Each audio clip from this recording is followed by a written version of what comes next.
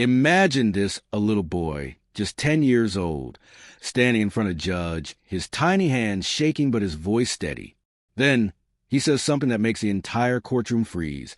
Asterisk, I'm my mom's lawyer. Asterisk, what happened next left everyone shocked. And it's a story you'll never forget. Welcome to BrainFuel, the place where powerful, emotional, and unbelievable real-life stories come alive. Stories that inspire, stories that shock, and stories that fuel your mind and heart. If you love stories that stay with you long after they end, then you're in the right place. Let's dive in. Your Honor, I'm my mom's lawyer. The words rang through the courtroom like thunder. For a split second, everything froze. The sound of shuffling papers stopped. The low murmurs of people whispering in the back went silent. Even the judge, who had been tapping his pen against the desk in boredom, paused mid-motion. Every eye in the room turned toward the source of the voice, a little black boy, no taller than the judge's bench, standing with his chin raised and his hands trembling. He couldn't have been more than 10 years old. His suit jacket was far too big, the sleeves covering his hands. His tie was crooked, like he had tried to knot it himself. In his arms, he clutched a stack of messy notebooks, papers sticking out at odd angles. His shoes, a size too big, squeaked on the polished wooden floor as he took a nervous step forward. The room was in disbelief. "Who said that?" someone muttered.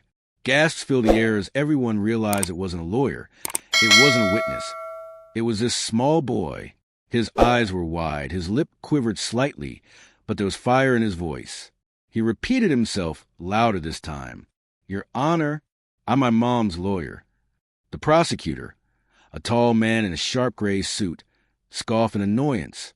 He leaned toward the judge and said under his breath, "This is ridiculous. Get the kid out of here." The audience, a mix of strangers and neighbors curious about the case, exchanged confused glances. Some chuckled nervously, thinking it was a childish stunt. Others whispered, "What's he doing here? Why is a little boy in court?" But Jalen didn't move. He planted his small feet firmly on the floor, clutching his papers so tightly that his knuckles turned white. His voice trembled, but his courage held steady. "This isn't a joke," he said. "I have something to say, and I won't leave until you listen." The judge, an older man with glasses perched low on his nose, raised a hand to quiet the room. His face was stern, but his eyes narrowed in curiosity. Judges had seen many strange things inside courtrooms: angry defendants, unprepared lawyers, emotional witnesses. But never this. Never a child standing up and declaring himself a lawyer. "Son," the judge said slowly, his voice echoing through the chamber, "you can't just walk into a courtroom and decide to be an attorney. That's not how the law works." A ripple of laughter broke out from the back rows, but Jalen didn't flinch. His cheeks burned red, his heart raced, but he lifted his chin higher. "This isn't a game," he answered firmly. "My mom's life is on the line. Please, just let me talk." The judge fell silent. For a moment, even he seemed unsure how to respond. The prosecutor shook his head, muttering something about wasting time. But the room itself, every person sitting there, felt something shift. This wasn't a bratty interruption. This wasn't a joke. This was a desperate boy, fighting for the one person he loved most in the world. Jalen took another step forward, his oversized shoes squeaking again. His voice grew stronger, his confidence building with every word. "My mom didn't do what you're saying she did," he said. "I know she didn't, and I can prove it." The audience gasped again, the sound bouncing off the tall wooden walls. The bailiff, standing near the front, looked at the judge for instructions, unsure if he should escort the boy out or let him speak. The judge rubbed his chin, studying Jalen carefully. From the defense table, Jalen's mother, Monica, sat frozen. Her hands trembled as she covered her mouth, tears welling in her eyes. She hadn't known her son was going to do this. She had begged him to stay home, to not worry. But there he was, standing in front of everyone, refusing to back down. For her, it was the most heartbreaking and beautiful sight she had ever seen. The judge finally spoke again. "What's your name, son?" "Jalen." The boy replied without hesitation. And I'm here because nobody else is fighting for my mom the way they should. The courtroom fell into absolute silence.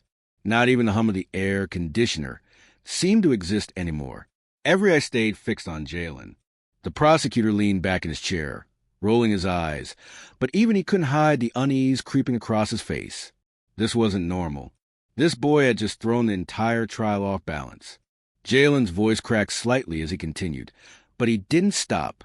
He held up his messy stack of notebooks, his handwriting scribbled across the pages.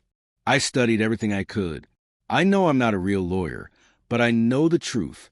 And the truth is that my mom is innocent. His words didn't sound like those of a child anymore. They carried weight.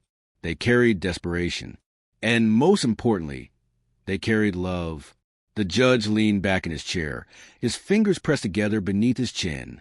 He studied Jalen for a long time. Finally, he raised his hand again, silencing the whispers that had begun spreading through Courtroom. "Son," he said slowly, "I can't let you practice law, but—" He paused, letting the suspense hang in the air. "I will let you speak."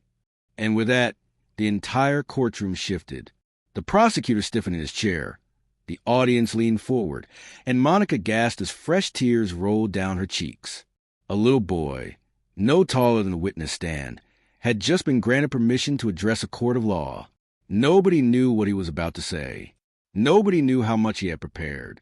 But everyone knew one thing. This was no ordinary case anymore. And as Jalen cleared his throat, opened his notebook, and looked directly at the judge, one thought lingered in every person's mind. Could this little boy actually save his mom? Before Jalen ever stood in that courtroom, before the gasps and the stunned silence, there was his mother, Monica. To the world, Monica was just another hard-working single mom. She wore her tiredness like a badge of honor, walking out of the house every morning at sunrise, returning late at night, still managing to cook dinner, help her son with homework, and whisper prayers over him before bed. To Jalen, she was everything, his hero, his teacher, his protector. But heroes get tired, too. And sometimes, even the strongest get trapped in battles they never asked for. It all started on a rainy Thursday. Monica worked as a cashier and bookkeeper at a small convenience store. She had been there for years, never late, never careless, always doing her job with a quiet smile. But that afternoon, her manager stormed into the office, his face red, his voice sharp. "Monica," he barked, slamming a folder on the desk. "There's money missing from the register. A lot of money. And guess whose drawer it came from?" Monica froze. "What? That's impossible. I counted it myself. Everything balanced." But the manager shook his head, his eyes narrowing with suspicion. Or maybe it was something else, something darker. "I don't know what game you're playing, but the numbers don't lie. You're the one responsible." Her chest tightened. She wanted to scream, to defend herself, but the shock left her speechless. She knew the truth. She hadn't taken a single dime. She barely had time to breathe between jobs, let alone steal. But the evidence, twisted and manipulated, pointed straight at her. Within a week, the police showed up. Neighbors whispered as officers escorted Monica out of her own workplace. Some looked at her with pity, others with judgment. Jalen, watching from across the street as he waited for his mom to walk him home, saw the cuffs around her wrists. His heart shattered. "Mom!" he cried, running toward her. Monica forced a smile through her tears, kneeling down despite the officer's grip. "It's okay, baby. It's just a mistake. Mommy's going to be fine." But deep inside, she wasn't so sure. From that moment, life changed. Monica was released while waiting trial, but the damage was already done. The whispers followed her everywhere. Some neighbors stopped talking to her. The bills piled up, and the fear of losing everything, never left. At night, after Jalen fell asleep, Monica sat at the kitchen table with stacks of unpaid bills and court documents. Her head rested in her hands as silent tears streamed down her face. The sound of the old refrigerator humming in the background was her only companion. She tried to stay strong during the day, smiling for Jalen, pretending everything would be okay. But children aren't blind. Jalen noticed the way her shoulders slumped when she thought he wasn't looking. He noticed how her smile didn't reach her eyes anymore. One night, he padded into the kitchen, rubbing his sleepy eyes. "Mom, are you crying again?"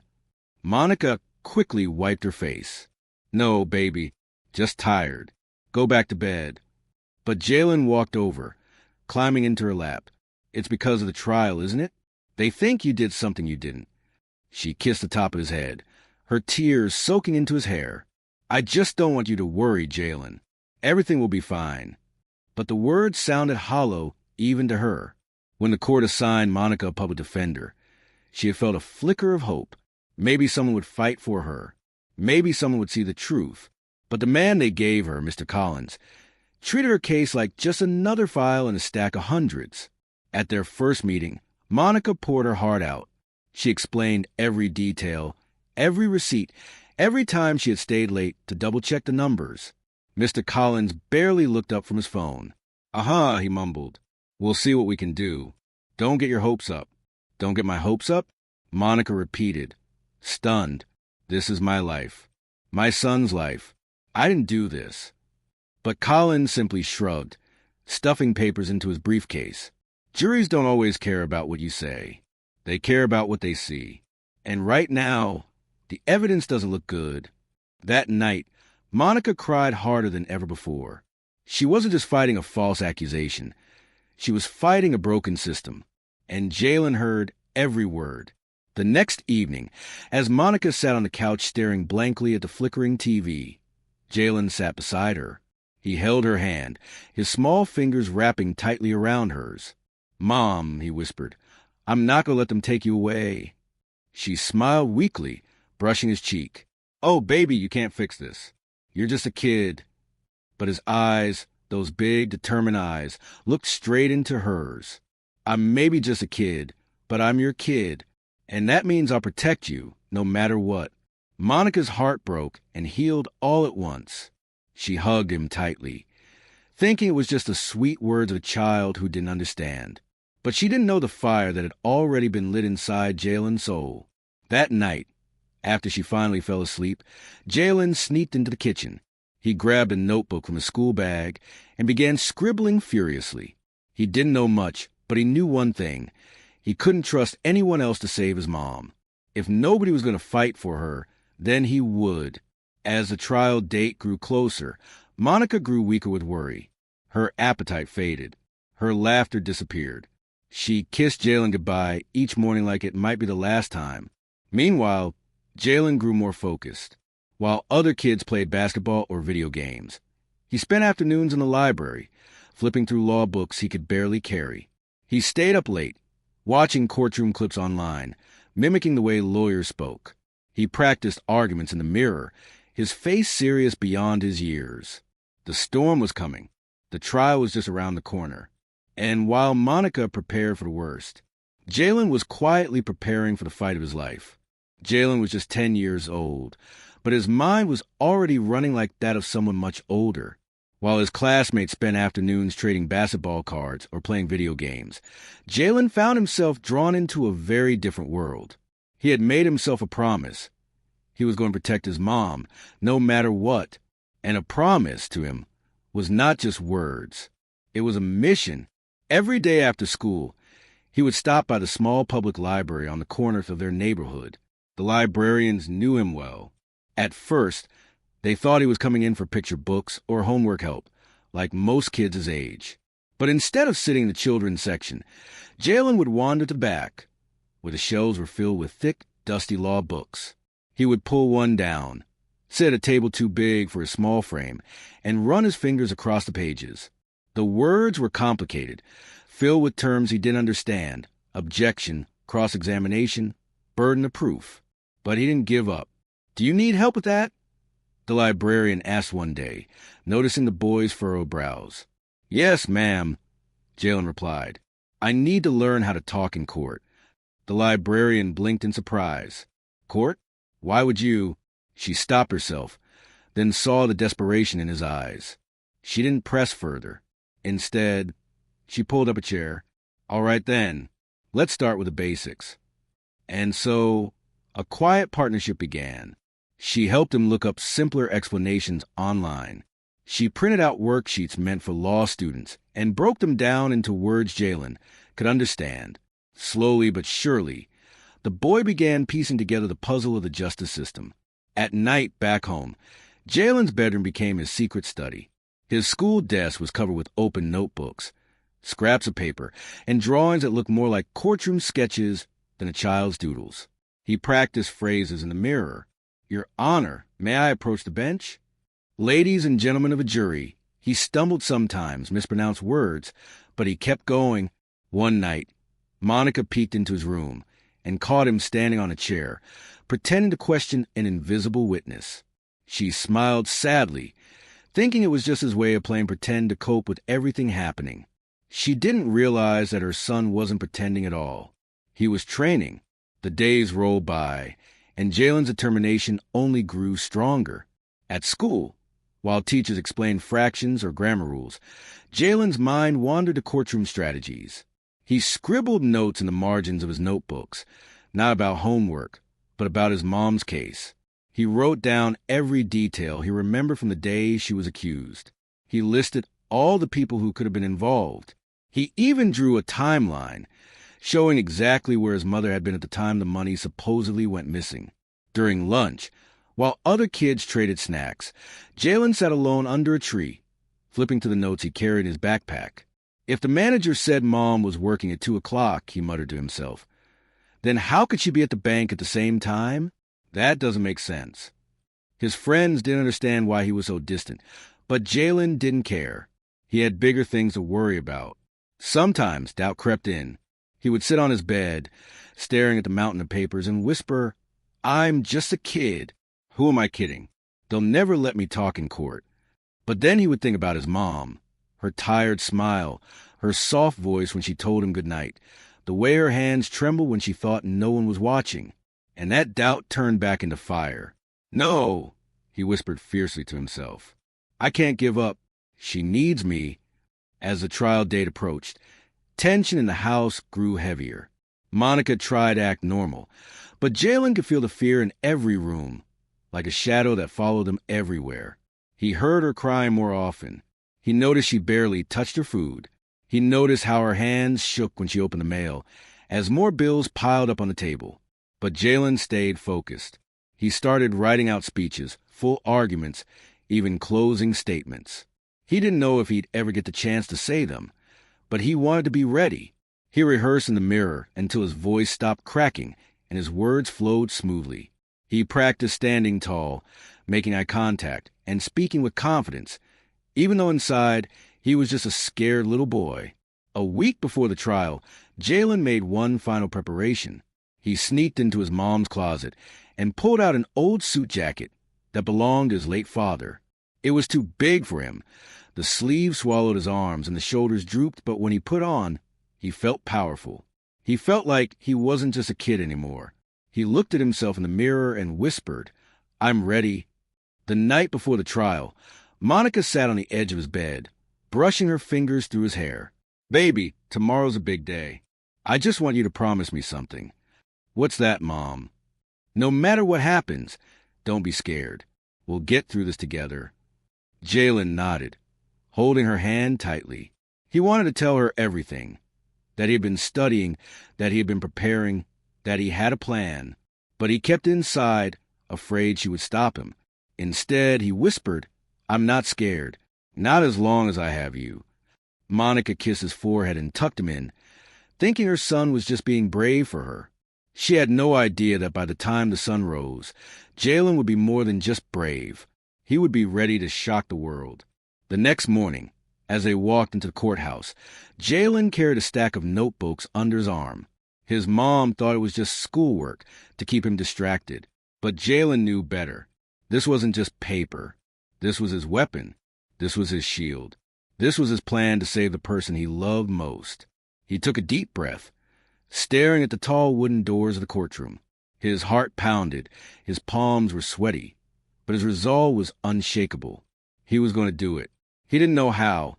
He didn't know if the judge would even let him speak, but he was ready to try. And when the moment came, when he could no longer stay silent, Jalen would stand up clutch his notes, and say the words that would leave everyone in that courtroom stunned. "Your Honor, I'm my mom's lawyer." The air inside the courtroom was heavy, almost suffocating. After Jalen's brave declaration, after those unbelievable words, "I'm my mom's lawyer," the judge had given him a chance to speak. Nobody could believe it. A boy, barely 10 years old, was about to step into a role that grown adults struggle with. Jalen's hand shook as he opened his messy notebook, the pages filled with scribbles and highlighted lines. He took a deep breath, his chest rising and falling, and then he looked directly at the judge. For a moment, his nerves almost got the better of him. He could feel the eyes of everyone in the room pressing against him. The prosecutor's glare, the audience's curiosity, even his mother's tear-filled stare. But then he remembered why he was there. He remembered the nights he had stayed awake studying, the silent tears he had wiped from his mom's face, the promise he had made to protect her. And just like that, the fear melted away. "Your Honor," Jalen began, his voice small but steady, "I know I'm just a kid. I know I'm not supposed to be standing here. But I need you to hear me, because no one else is saying things that matter." The prosecutor immediately shot up from his chair. "Objection, Your Honor. This is absurd. A child has no right to—" "Sit down," the judge interrupted sharply, raising his hand. "I'll decide what's absurd. Let the boy speak." The room erupted in whispers. Some people laughed under their breath. Others leaned forward eagerly, but all eyes were glued to Jalen. He turned a page in his notebook, his small fingers fumbling slightly. "My mom didn't steal anything. She couldn't have. I know where she was. I know what she was doing. And I know who did it." Gasps filled the room. Even Monica's mouth dropped open. She hadn't known her son had been digging so deep. She wanted to rush forward, to hold him, to tell him to stop before he got hurt. But she couldn't. She was frozen in her seat, her heart pounding louder than the sound of her own breath. Jalen pointed at the papers in front of him. "The day they said my mom stole money, she was helping a customer at the register. It's all in the store's logbook, every transaction, every receipt.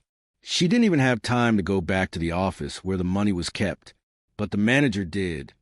The prosecutor's face turned red. "This is speculation, nothing more." But the judge silenced him again.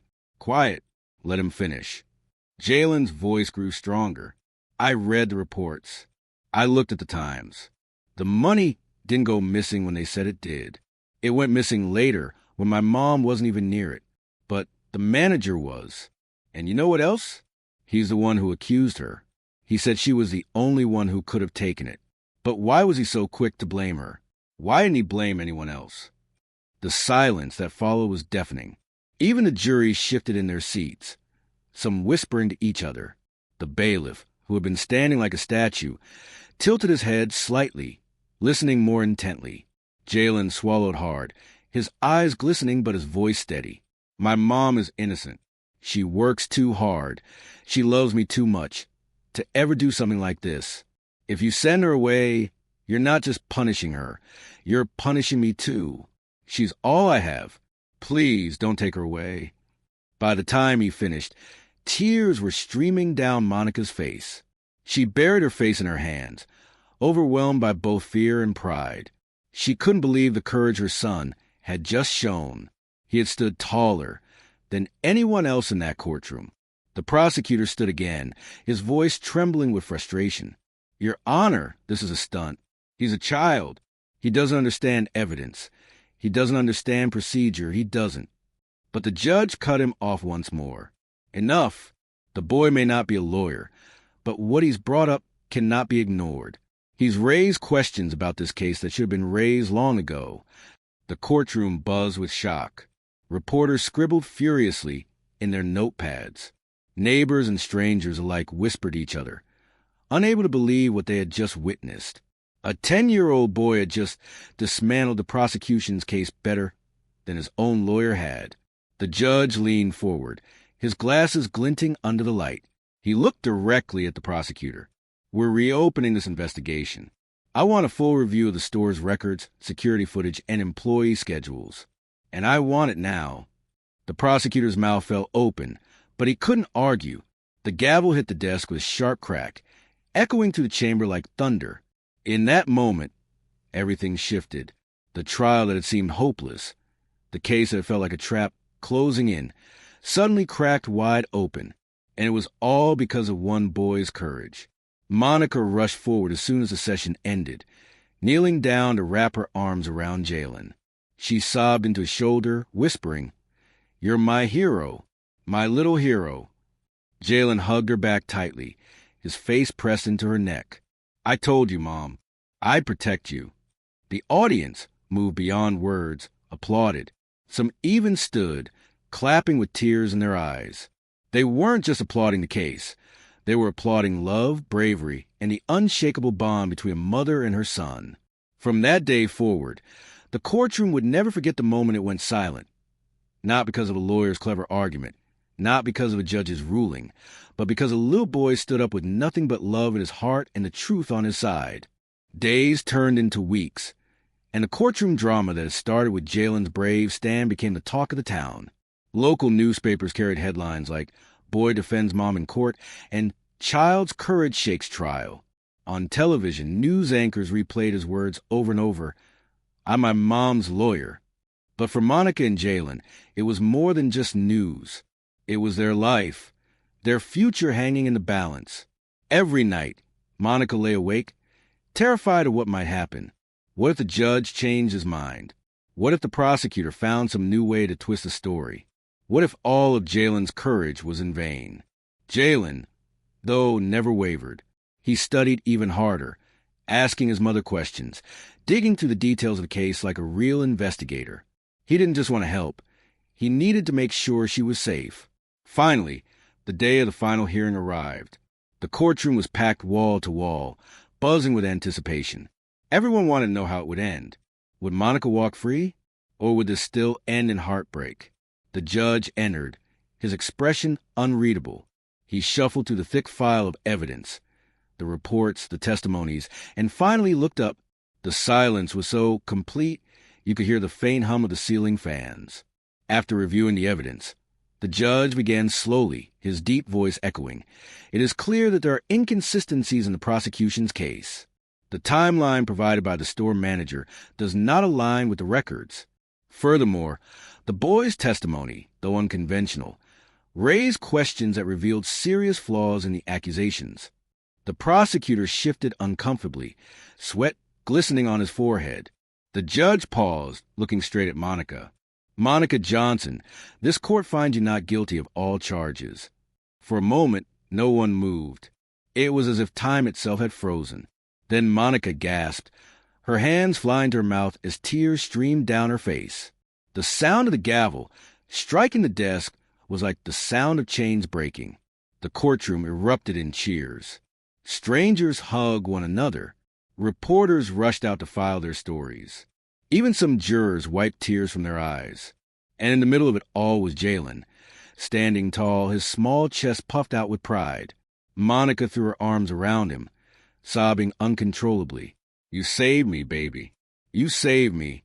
Jalen hugged her back tightly, whispering in her ear, "I told you, Mom. I'd never let them take you away." The judge, usually stern and expressionless, actually smiled. He leaned forward, his voice softer now. "Young man, today you reminded us all why we seek justice. It's not about power. It's not about winning. It's about truth. And you spoke the truth with courage that most adults don't have. This court salutes you." The entire room applauded again, louder than before. Monica wiped her tears and kissed her son's forehead, whispering over and over, "My hero, my little hero." Outside the courthouse, cameras flashed as mother and son walked hand in hand. Reporters shouted questions. "Jalen, how did you prepare?" "Monica, how does it feel to be free?" But Monica didn't care about the cameras, the microphones, or the attention. She cared about the warmth of her son's hand in hers. That was all that mattered. That night, back at their small apartment, Jalen and Monica sat together on their worn couch, eating macaroni and cheese from a box. It wasn't much, but it felt like a feast. Monica kept looking at her son, shaking her head in disbelief. "How did you do it, Jalen?" she asked softly. He grinned, his eyes sparkling. I just told the truth. That's all. But Monica knew it was more than that. It was love. It was courage. It was a bond between a mother and son that no courtroom could break. The story didn't just end there. Word of Jalen's bravery spread far and wide. A local law firm offered to pay for his future education if he ever wanted to become a lawyer. A scholarship fund was started in his name. And in their community, people began to see Monica differently. Not as someone accused of crime, but as a mother of a boy who had fought for her with everything he had. Years later, when Jalen was older, he would look back on that day not as the moment he played lawyer, but as the moment he discovered his voice. The moment he realized that no matter how small you are, the truth spoken with love can move mountains. And for Monica, it was a day she learned that sometimes heroes don't wear capes. Sometimes they wear little sneakers, carry messy notebooks, and call you mom. Because when the world tried to take her away, it wasn't a lawyer, a judge, or a jury that saved her. It was her son, and that truly was the unbelievable ending